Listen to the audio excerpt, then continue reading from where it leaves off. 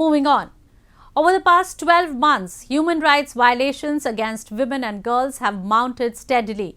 Despite that women would be allowed to exercise their rights within Sharia law, including the right to work and to study, the Taliban has systematically excluded women and girls from public life. In the latest, the Taliban regime has banned university education for women in the country until further notice. According to a letter by Higher Education Minister, Taliban have announced closure of all public and private universities for women. A report. Afghan girls crying in agony. They are devastated. As the Taliban has banned them from university education, they were not allowed to take exams. Since wresting power in August last year, the Taliban have been clamping down on women's rights by barring them access to education and public spaces. In the latest, the Taliban regime has banned university education for women in the country until further notice.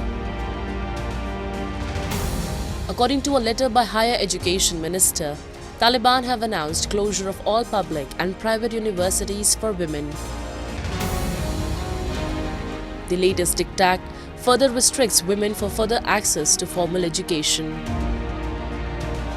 The ban comes shortly after a large number of the women population sat for university entrance exams across Afghanistan. In response to the decision, several male students at Nangarhar University walked away from their exams in a show of solidarity with the female students to protest Taliban's ban on girls' education.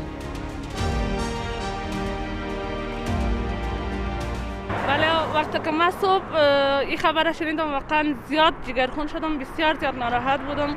اصلا بسیار تو فکرم پراگنده بود به این که ما دیگه اصلا حق تحصیل نداریم.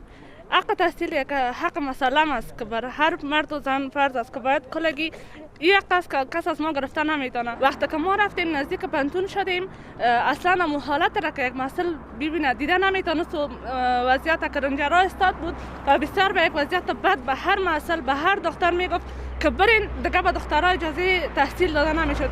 این سر و روحی هر یک از مسئول بسیار زیاد تاثیر بد داشت.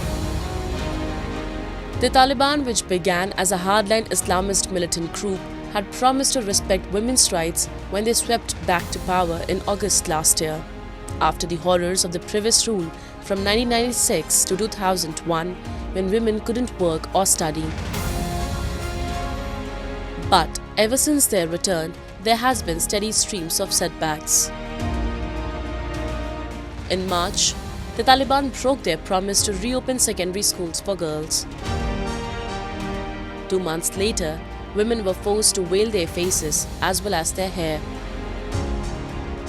In September, Women's Affairs Ministry was disbanded, and only last month, women were barred from gyms, parks and swimming pool in the capital. Meanwhile, criticizing the action, the United Nations has echoed similar worries by referring to it as another broken promise from the Taliban. According to the UN Special Envoy for Afghanistan, the Taliban's government's relations with the international community were harmed by the closure of high schools. The Taliban, what it is, it's clearly another broken promise from the Taliban. We have seen since their takeover, and also in the past months, just a lessening of the space for women, not only in education, but access to public areas, their non-participation in the public debate. It's another very troubling move, and it's difficult to imagine how a country can develop, can deal with all of the challenges that it has without the active participation of women and the education of women. Afghanistan is the only country in the world where girls are banned from going to high schools and effectively banned from political participation. Today, they have imposed a primitive government with harsh rules, erasing centuries of female progress.